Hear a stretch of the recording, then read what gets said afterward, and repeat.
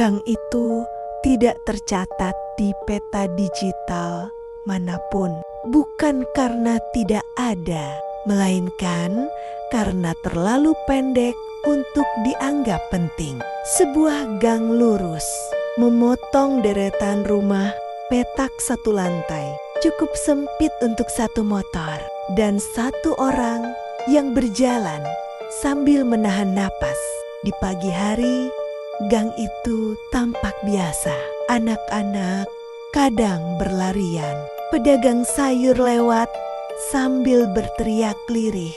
Namun menjelang sore, gang itu menyempit. Bukan secara fisik, dindingnya tetap di tempat yang sama. Tetapi secara perasaan, bayangan jatuh terlalu cepat. Menumpuk di lantai semen yang retak. Udara menjadi lebih berat, seolah ada sesuatu yang menahan angin agar tidak lewat. Rumah petak nomor 7 berada tepat di tengah gang. Tidak menonjol, tidak rusak, tidak bersih. Justru itulah yang membuatnya sulit diingat. Arif berdiri di depannya dengan tas ransel besar di bahu dan satu kardus di tangan. Keringat di pelipisnya belum kering. Meski matahari sudah rendah, ia memperhatikan pintu besi hijau pucat dengan cat yang mengelupas tipis.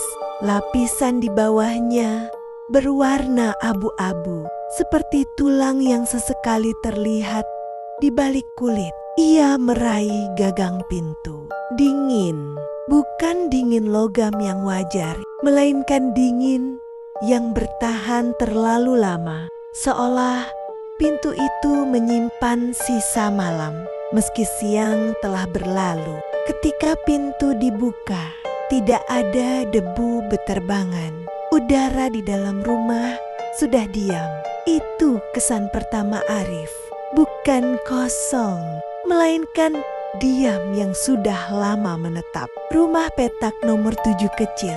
Ruang tengah menyatu dengan dapur. Satu kamar tidur di sisi kanan. Satu kamar mandi sempit di belakang. Tidak ada lorong tambahan. Tidak ada sudut mati. Tidak ada ruang aneh. Semua terlihat patuh pada fungsi. Namun saat Arif melangkah masuk, ada sensasi ringan, seperti tekanan di telinga, seperti perubahan ketinggian yang sangat halus.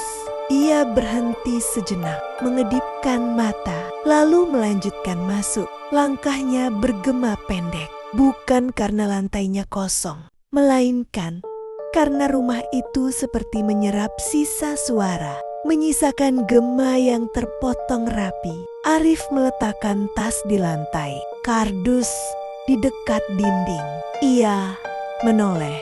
Ada perasaan aneh, seperti rumah itu sudah tahu di mana barang-barang itu seharusnya diletakkan. Bukan firasat kuat, hanya sekelebat pikiran yang cepat ia abaikan. Capek, gumamnya, lebih pada dirinya sendiri. Ia membuka jendela, udara sore masuk, tapi tidak langsung menyebar. Seperti ada lapisan tipis yang menahannya, membuat udara segar itu bercampur pelan dengan bau lama rumah, debu, kayu lembab, dan sesuatu yang samar, seperti napas manusia yang tertinggal terlalu lama di ruangan tertutup. Saat pintu depan ditutup kembali, bunyinya pelan, terlalu pelan. Bukan karena engsel rusak, melainkan karena rumah itu seperti menelan suaranya sendiri. Malam turun tanpa kejadian aneh. Arif makan seadanya, menyalakan kipas, lalu berbaring di kasur tipis yang baru ia beli. Jam dinding berdetak pelan. Dari luar sesekali terdengar motor lewat di gang utama. Pukul ke-23,4. Lampu sudah dimatikan.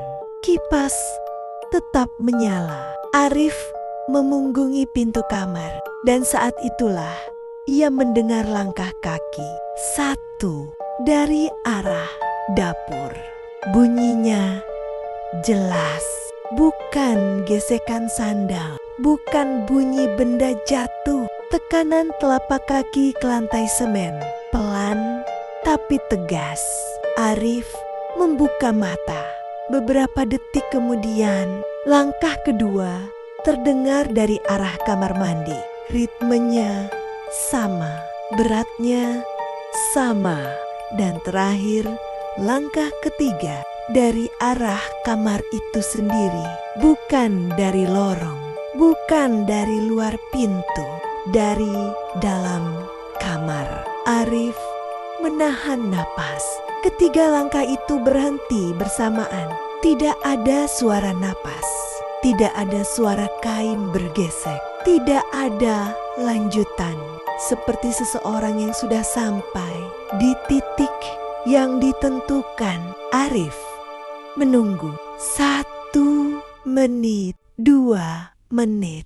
Langkah itu tidak bergerak lagi. Ia akhirnya menarik napas panjang, meyakinkan diri bahwa itu suara tetangga atau bunyi rumah lama yang memuai karena perubahan suhu. Namun, ada satu hal yang tidak bisa ia jelaskan.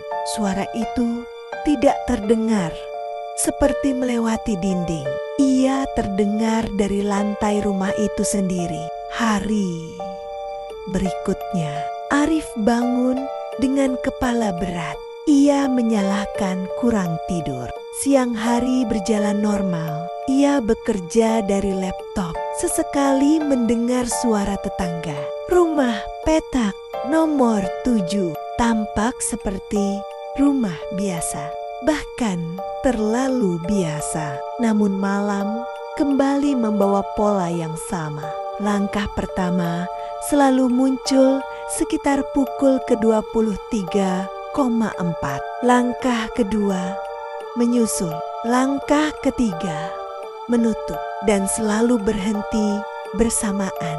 Arif mulai memperhatikan jaraknya. Langkah dari dapur berhenti paling dekat dengan ruang tengah. Langkah dari kamar mandi berhenti sedikit lebih jauh. Langkah dari kamar selalu berhenti di titik yang sama, dekat lemari. Ia mencoba berpindah posisi tidur. Pola tetap sama. Dan pada malam ketiga, saat Arif menghitung detak jantungnya sendiri, kesadaran itu menghantamnya pelan tapi pasti.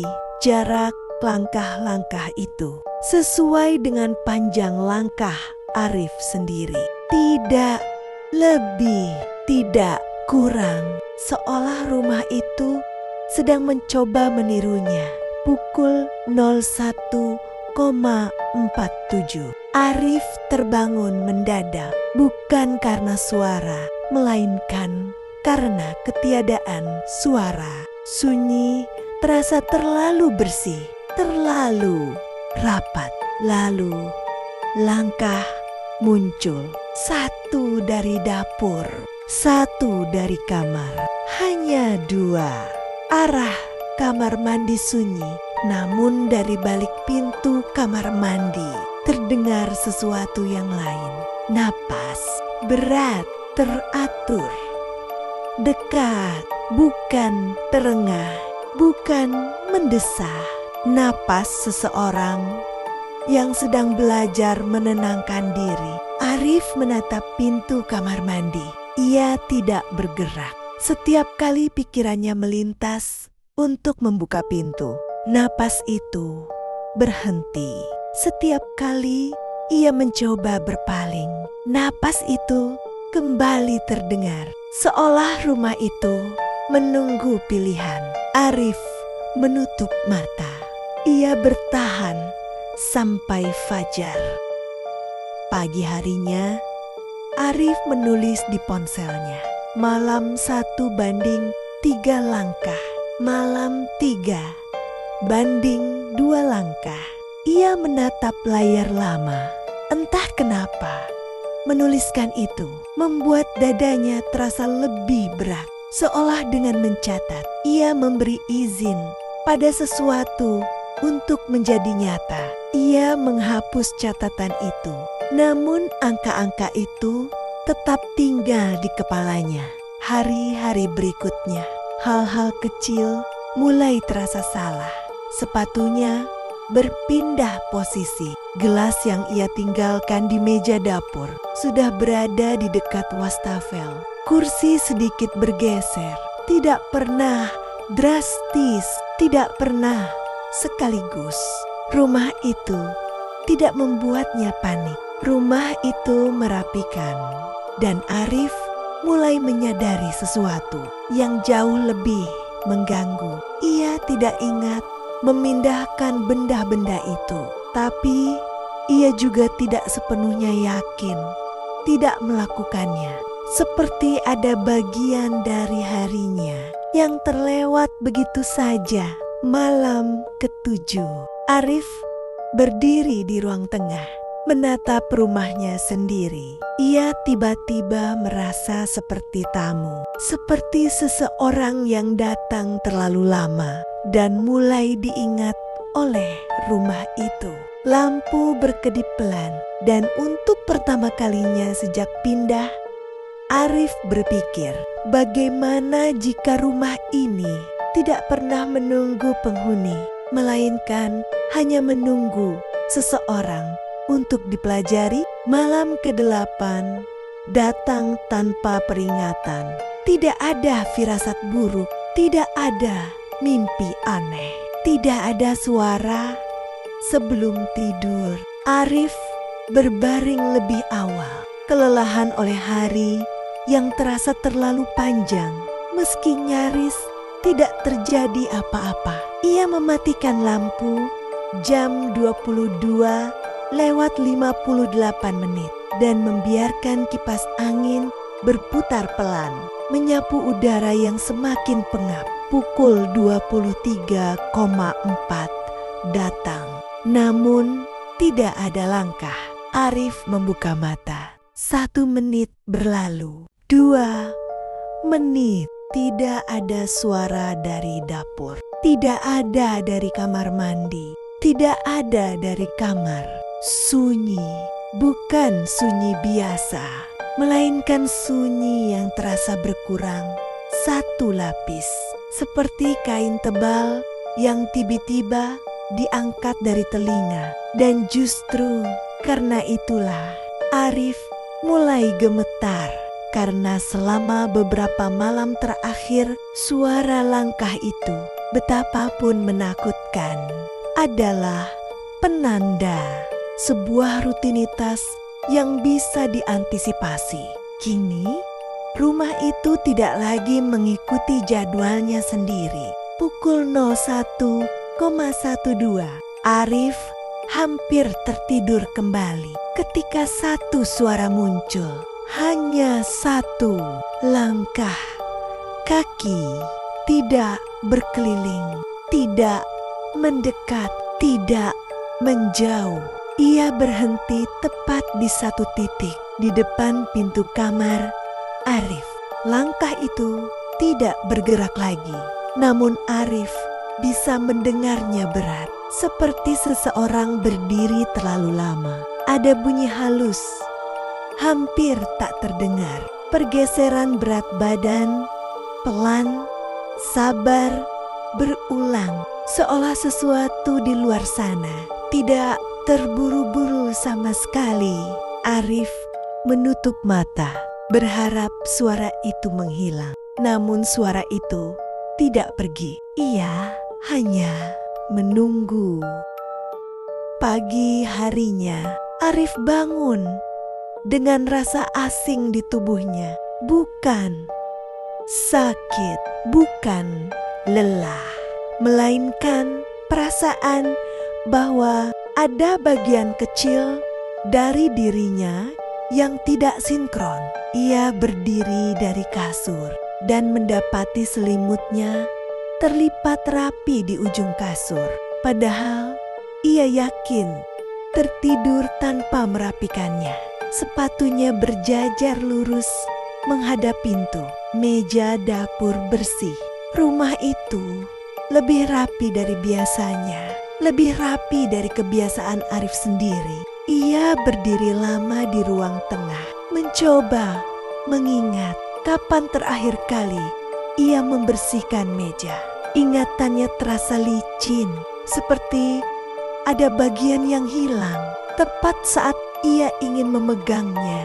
Dan untuk pertama kalinya, Arif bertanya dengan jujur, "Apakah aku benar-benar sendirian di rumah ini semalam?" Malam itu, Arif berdiri di depan cermin lemari. Lampu kamar menyala redup. Ia menatap wajahnya sendiri. Mata cekung, kulit pucat, garis lelah yang semakin jelas. Ia mengangkat tangan kanan. Pantulan di cermin terlambat. Tidak banyak, hanya setengah detik. Namun jeda itu terasa seperti celah besar yang terbuka tiba-tiba di antara dua dunia. Saat pantulan itu akhirnya bergerak, Arif menyadari sesuatu yang membuat perutnya mengeras. Gerakannya lebih halus, lebih yakin, seperti seseorang yang sudah lama berlatih meniru gerakan ini dan kini tidak lagi ragu. Arif menurunkan tangan, pantulan menurunkannya sedikit lebih lambat, dan di sela jeda itu Arif melihat atau merasa melihat pantulan itu menilai dirinya, bukan menirunya. Arif menemui ibu pemilik rumah keesokan harinya. Perempuan itu sedang menyapu halaman kecil di depan rumahnya. Gerakannya lambat tapi teratur. Saat Arif menyapa, ia mengangguk seolah sudah tahu kedatangannya. "Bu," kata Arif. Suaranya lebih pelan dari yang ia maksudkan. "Rumah nomor 7. Dulu penghuninya siapa saja?" Perempuan itu berhenti menyapu. 3 orang, jawabnya singkat. Sekarang ia kembali menyapu. Sekarang rumahnya tenang. Arif menelan ludah. "Yang 2 lagi kemana?" Sapuan itu berhenti lagi. Perempuan itu menatap Arif lama. Tatapan yang tidak tajam, tapi menimbang. "Mas," katanya akhirnya, "rumah itu tidak suka kebisingan." "Itu maksudnya?" "Ia juga tidak suka kekosongan," lanjutnya pelan. Arif ingin bertanya lebih jauh, tapi perempuan itu sudah kembali menyapu, seolah percakapan itu selesai. Namun satu kalimatnya tertinggal di kepala Arif, berulang seperti gema. "Tidak suka kekosongan." Malam ke-10, tidak ada langkah sama sekali. Tidak jam ke-23,4, tidak jam 1:47, tidak sampai fajar. Arif terjaga hampir sepanjang malam. Tubuhnya tegang, pendengarannya tajam. Ia mendengar detak jam, bunyi kipas. Jauh di luar, suara anjing menggonggong. Namun dari dalam rumah tidak ada apapun. Dan justru itu yang membuat dadanya sesak. Karena Arif mulai merasakan sesuatu yang lebih menakutkan dari kehadiran. Ketiadaan yang disengaja, seolah rumah itu tidak lagi perlu berlatih dengan suara. Hari berikutnya, Arif melakukan kesalahan kecil. Ia menyebut dirinya dengan nama yang sedikit berbeda saat mengisi formulir online. Hurufnya tertukar. Ia baru menyadarinya beberapa jam kemudian. Saat bercermin, ia merasa ekspresinya terasa asing, bukan berubah. Hanya terasa seperti mengenakan wajah yang sudah dipakai orang lain sebentar dan di sela kesibukan yang biasa. Sebuah pikiran asing menyelip tanpa izin. Rumah itu tahu caraku berjalan. Rumah itu tahu caraku berdiri. Berapa lama sebelum ia tahu caraku berpikir? Malam itu, saat Arif mematikan lampu dan berbaring, ia mendengar satu suara terakhir. Bukan langkah, bukan napas, melainkan bunyi kursi ditarik pelan di ruang tengah. Seolah seseorang akhirnya duduk, nyaman, menunggu giliran.